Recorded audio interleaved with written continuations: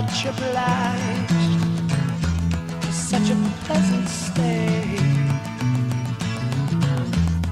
But now it's time for me to go. The autumn moonlight's my way. But now I smell the rain, and with it pain, and it's heading my way. Maladûk had one last surprise before you left Bothild's Lode. HughMann returned to you after an orc warband frightened off the wight that had been carrying him through the forest on a skeletal steed. He seemed none the worse for wear, or at least no worse than usual. With your company reunited, you set off for the Oracle's Cave, following the crumbling bones of an old imperial road into the Iron Forest. The forest was thick and old, its understory alive with glimpsing pixies. But the road was clear enough, and camp that night came easy. By the next day, you reached a deep ravine, spanned by a bridge over a roaring river and a massive waterfall. When HughMann stepped onto the bridge, 2 enormous forest trolls materialized from the surroundings, demanding 20 gold pieces each for passage. Your attempts to negotiate only raised the toll to 25. When Bramsey tried to slip past unseen, the trolls noticed, and the fight was on. Bramsey, in desperation, attempted a spell so powerful it burned out his inner magical eye, leaving him in a stupor that lasted days. The rest of you managed to bring one troll down with sustained damage, and HughMann flung the other off the bridge with a clever rope and boulder maneuver. Battered but alive, you pressed onward. At last, you reached the Oracle's Cave. Torches lit, nerves steeled, you ventured in. You passed an offering table littered with scraps from hopeful locales, then came to a crossroads cavern where the desiccated, dismembered remains of one of Maladûk's orc soldiers lay scattered. Further in, you discovered an ancient weapons cache.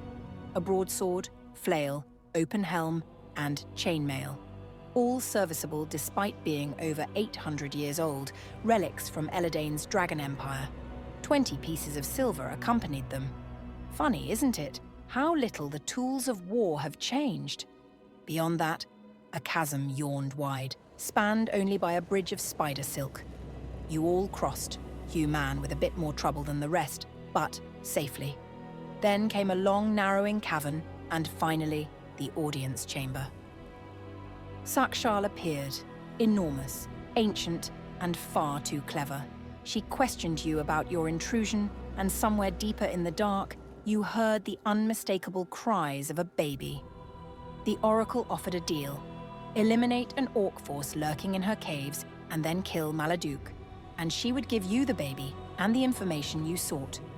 Alternatively, one of you could exchange yourself for the child, and the rest would be free to go. Galio volunteered himself, but Bramsey, uneasy with the entire arrangement, started the fight instead. Sakshal, able to read all your minds at once, tried to mesmerize Bramsey and sent spiderlings descending from above. He managed to loose 2 lightning spells, one striking the great spider, the other narrowly missing Galio, who dodged clear. Then a second spider tore into Bramsey with vicious mandibles and brought him down. The Oracle called off the attack. She told you to take the baby, your injured companion, and leave. Galio would remain as the offering. You said your farewells to him and turned to go, only to be met in the cavern by an orcish warband led by a female orc named Agra. She ordered you back into the audience chamber. Fearing the worst, a battle between orcs and spiders, with you caught in the middle, you were instead relieved when Sakshal revealed it had all been a test of loyalty, courage, and which side you would fight for. Then she told you what you came to learn. The last 2 statuette pieces. One is with Cato the Curious in Blackridge, the other with Eladane's sister herself, Lysel. That would be me, in case you've lost track. She also explained uncomfortable truths. Eladane was the one who brought Sathmog into this realm, stumbling upon a portal system that connected to the demonic planes. In an attempt to create an army capable of fighting back the demons, he fused the essence of dragons and elves, thus creating the Nightkin, your so-called enemies. Cato the Curious was tasked with finding the secret of immortality so Eladane could reign forever. But Cato betrayed him and vanished. Eladane then tasked me, his sister Lysel, and my husband with continuing that work. Sakshal marked Blackridge on your map and granted you safe passage back. Agra's warband escorted you as far as Riddermound, and from there you made your own way back to Outskirt, where you handed over the rescued baby and headed straight for the 3 stags to debrief with Vagnhild. So now you know. The shadow you've been chasing has my brother's fingerprints all over it, and the last piece of the puzzle rests with me in a tower you've never seen but have been circling all along.